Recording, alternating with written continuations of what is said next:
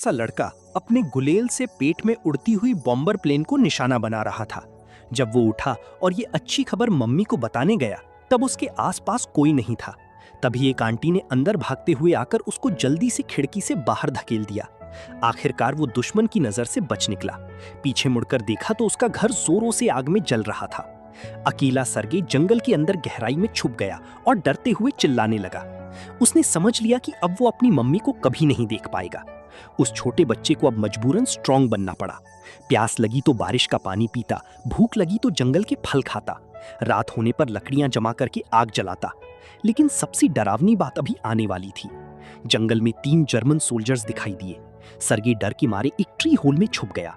ऊपर देखा तो एक पॉइजनस स्नेक ऑलरेडी उसके ऊपर लटक रही थी। उसने अपने छोटे हाथों से मुंह को टाइटली बंद कर लिया।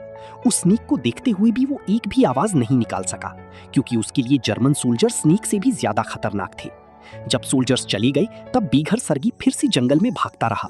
उसकी एक जूता भी फट चुका था, इसलिए उसने ट्री बार्क से अपना टेम्परेरी शू बना लिया। बहुत टाइम बाद छोटा सर्गी थक कर चूर हो गया। उसने अपने पास बैठे हेजहॉग से लास्ट जोर से कहा। खुशनसीबी से एक सोवियत स्काउट सोल्जर ने उसको देख लिया और उसको अपने कैंप में ले आया। जब कमांडर ने स्काउट के हाथों में बच्चा देखा तो सर्गी डर के मारे बड़ी बड़ी आंखें करने लगा। हमेशा सीरियस रहने वाला कमांडर भी इस छोटे बच्चे को देखकर हंसने लगा। जब सबने उससे उसके मम्मी पापा के बारे में पूछा, तब तक ताकतवर सर्गी अपने आंसू रोक नहीं पाया। सोल्जर्स ने तुरंत उसको गोदी में उठाया और बहुत प्यार से समझाया।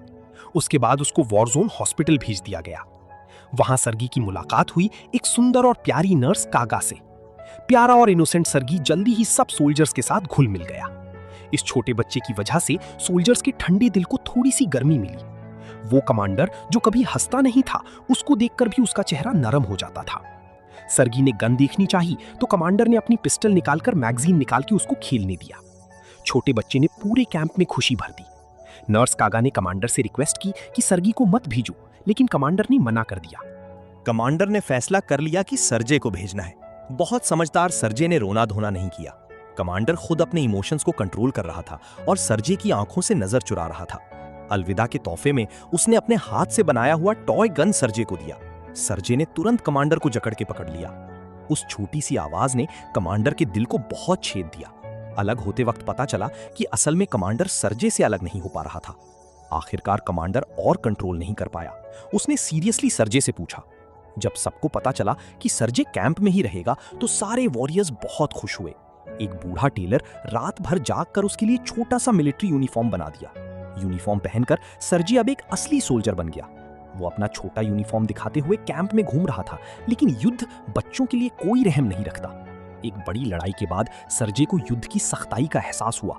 एक पल पहले हंसी मजाक करने वाले सोल्जर अगले पल मरने के कगार पर।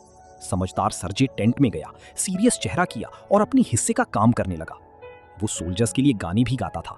उसकी नन्ही वॉइस से घर याद करने वाली सोल्जर्स के आंसू निकल आते थे। फ्रंट लाइन पर सिचुएशन बहुत खराब थी। घायल सोल्जर्स की तादाद बढ़ती जा रही थी। उस दिन सर्जे अपने पापा कमांडर के साथ पुराने टेलर को मिलने गया, लेकिन वहां सिर्फ उड़ा हुआ सुइंग मशीन मिला। सर्गी ने पापा की तरह कैप उतारी और सोचा, अब से वो भी सबके लिए काम करने वाला सोल्जर बनेगा। वो बड़ों की तरह दाढ़ी बनाने का नाटक करता, सोल्जर्स को सल्यूट देता और कहता, असली मर्द ऐसे ही होते हैं। फिर वो कमांडर के कैंप में गया और बोला कि वो भी सोल्जर बनेगा। उसने पहला मिशन मिला सोल्जर्स को उनके घर के लेटर्स डिलीवर करना। लेटर्स लेते ही सोल्जर्स उसके आसपास इकट्ठा हो जाते थे। लेट आने वालों को जंप करने की सजा मिलती थी। कुछ दिन बाद फिर लेटर्स आए, लेकिन जो सोल्जर पहले नाच रहा था वो अब मर चुका था। सर्गी ने धीरे से अपनी कैप उतारी, सैल्यूट किया और उदास होकर चला गया। उसी दिन उसने स्काउट सोल्जर बनकर पेट्रोल किया। बाइनोक्यूलर से दिख रहा था कि एक बूट हिल रहा है। वो तुरंत कैंप भागा और कैप्टन को रिपोर्ट किया। कैप्टन ने टीम लेके गया, ग्रास जला दिया और अंदर 2 जर्मन स्काउट्स निकले। उनको पकड़ लिया गया। रेडियो सेट देखकर कैप्टन शॉक हो गया। ये एनिमी को बॉम्बिंग कोऑर्डिनेट्स दे रहा था। अगर सर्गी ना बताता तो बड़ी तबाही हो जाती। इतना बड़ा काम करने के बाद भी सर्गी ने घमंड नहीं किया। जल्दी ही जर्मन ने बड़ी अटैक कर दी। अब सर्गी बहुत जल्दी सीख चुका था। वो अपने से भारी एम्यूनेशन बॉक्स उठाकर सोल्जर्स तक पहुंचा रहा था। वापस आकर उसने सुना कि कम्युनिकेशन वायर एनिमी ने तोड़ दिया है। पापा परेशान थे। सर्गी ने बिना सोचे बाहर भागकर वायर जोड़ना शुरू कर दिया। ये सोवियत यूनियन के सबसे छोटे वावा बिंग था, सिर्फ 6 साल का। बॉम्ब उसके पास फट रहे थे, डर लग रहा था, फिर भी वो नहीं रुका। उसने जान तोड़कर वायर जोड़ दी। एक घायल सोल्जर ने उसको जोड़ने का तरीका सिखा दिया। आखिरकार कम्युनिकेशन रिस्टोर हो गया और बैटल का मामला पलट गया। इस बार भी उसने बड़ी बहादुरी दिखाई। कुछ टाइम बाद यूनिट को फ्रंट से हटाया गया। बहुत मुश्किलों के बाद वो बड़ी यूनिट से मिल गई। उस दिन भी सेर्गी पापा से मिशन लेने गया। इस बार उसको यूनिफॉर्म और इक्विपमेंट चेक करना था। पुराने सोल्जर्स उसको बहुत प्यार करते थे। एक सोल्जर ने अपनी खुद की चॉकलेट भी उसको दे दी। सर्गे ने उसको नहीं खाया। शाम को बॉम्ब अटैक हुआ। कमांडर दब गया। सर्गे ने बहुत कोशिश की पर लकड़ी नहीं हिली। उसने सोल्जर्स को बुलाया और पापा को बचाया। पापा प्लास्टर में थे तो सर्गी रो पड़ा। वो खून से नहीं डरता था, मरने से नहीं डरता था, बस फैमिली खोने से बहुत डरता था।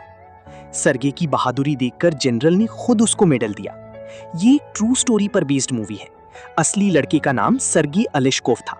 सोवियत वर्ल्ड वॉर 2 का सबसे छोटा सोल्जर, सिर्फ 6 साल का। वॉर बहुत क्रूअल होती है, लेकिन इसने इस बच्चे की मासूमियत को नहीं छीना।